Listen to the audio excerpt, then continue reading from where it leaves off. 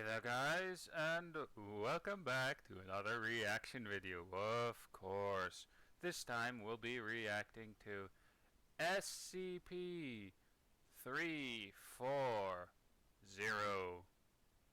a virtual rebreather membrane? Huh. Well, anyway, if you're wondering why I sound so pumped and happy, that's because this guy just got Volume 1 of the Holy Grail, aka Volume 1 of the Monster Girl Encyclopedia. So, yay. Anyway, let's press play and see what's gonna happen, shall we? Good day, everyone. Take your seats and settle down, please. It's good to see you all again.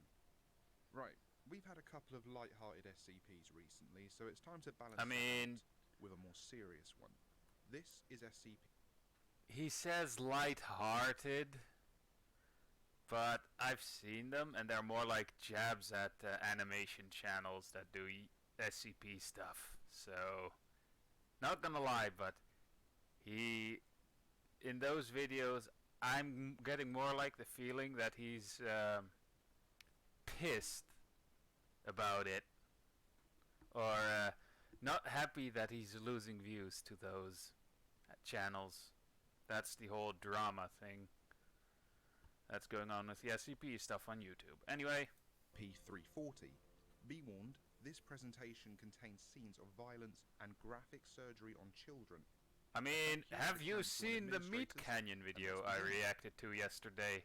Cause goddamn. SCP-340 is produced by a human-specific virus which preferentially colonizes the nasal cavities. The virus cannot be identified according to the Baltimore classification scheme, leading Foundation researchers to believe it was engineered by parties as yet unidentified. The aliens from both HIV and the SARS coronavirus supports this hypothesis. An incubation period with a mean duration of 3 days occurs upon initial exposure to the virus. Influenza-like symptoms will then develop and will persist for a mean of 7 days before clearing up.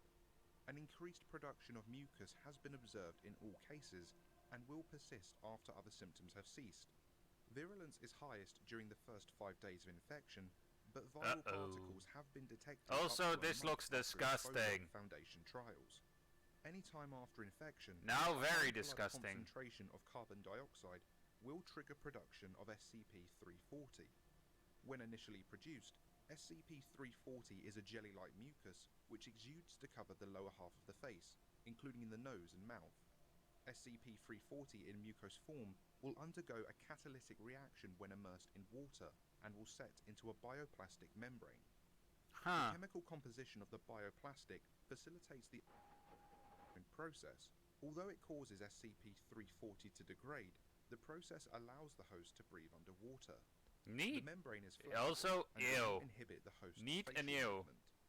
Any tears or holes which develop due to mechanical stress or SCP-340 degradation will be regenerated within 30 seconds due to constant production of SCP-340. Virulence is drastically reduced in this stage, but viral particles have been detected in water samples contaminated with SCP-340. Environmental contact may still spread the infection. When SCP-340 is exposed to air, it dries into a chitinous substance similar to crustacean shells. The water vapor trapped inside an SCP-340 sealed respiratory system is sufficient to prevent premature hardening. The hardening process also destroys its ability, and loss of function is irreversible after approximately 2 minutes exposure to air. Once fully hardened, SCP-340 is impossible to remove without inflicting major tissue damage. It is harder than any generally known organic substance. A standard tungsten carbide drill bit required more than 15 minutes of constant use to drill also a 5mm neat visual. SCP-340. Very neat. Research is ongoing into methods for harvesting and using SCP-340 for industrial applications.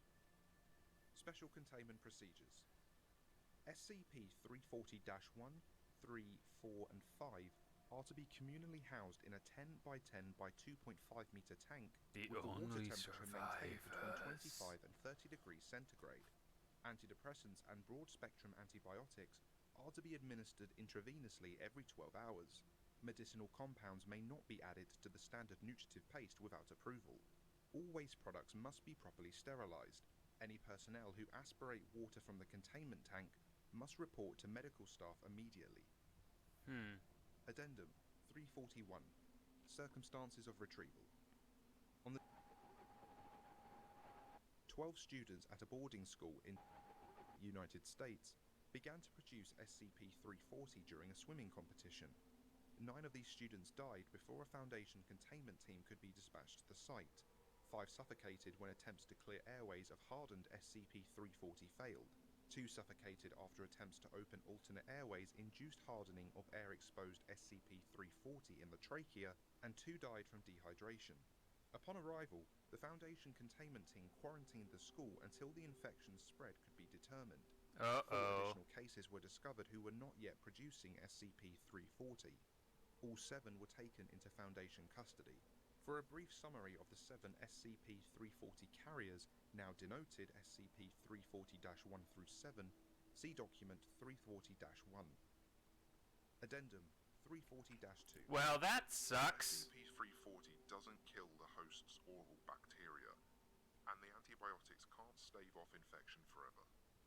Surgical removal of the host's teeth will be safer in the long run than trying to deal with abscesses, bone infection, and sepsis. Document 340-1 Inventory. Also, that sucks. 340-1 through -7. I'm gonna say that sucks a lot, isn't it? Aren't I? Age 12. Tested positive for SCP-340 at retrieval. Subject is currently housed at site. Subject 2. African American male, age 12. Tested positive for SCP-340 at retrieval. Subject deceased. Died during surgery to insert the feeding tube. Subject 3. Caucasian male, aged 11. Tested positive for SCP-340 at retrieval. Subject is currently housed at site. Subject 4. Hispanic male, aged 12. Tested negative for SCP-340 at retrieval. Underwent experimental treatment. The treatment failed.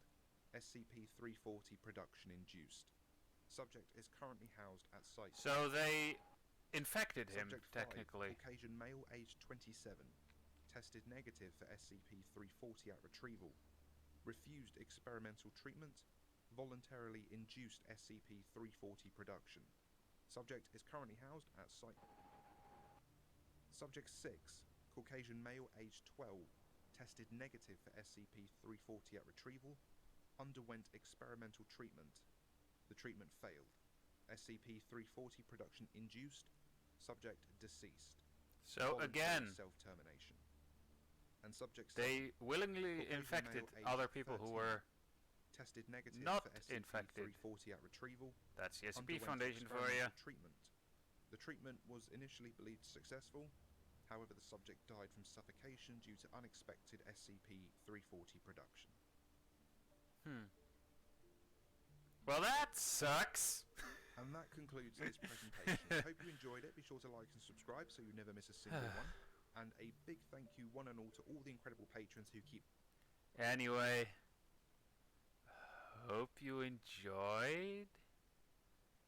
And honestly, I still like this SCP Illustrated. It's just that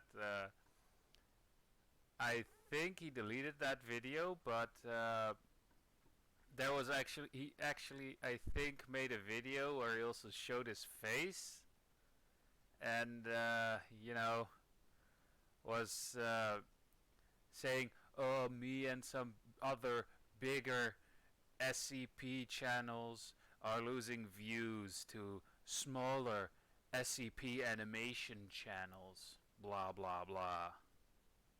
Honestly, I didn't watch that video in its entirety, but considering it's deleted by now, because I can't find it again, he probably got a lot of either dislikes, well, he probably got dislikes for that, and you know, a bit of hate comments maybe. Anyway, Hope you enjoyed, and I'll see you guys in the next video of whatever I'll be making. So yeah,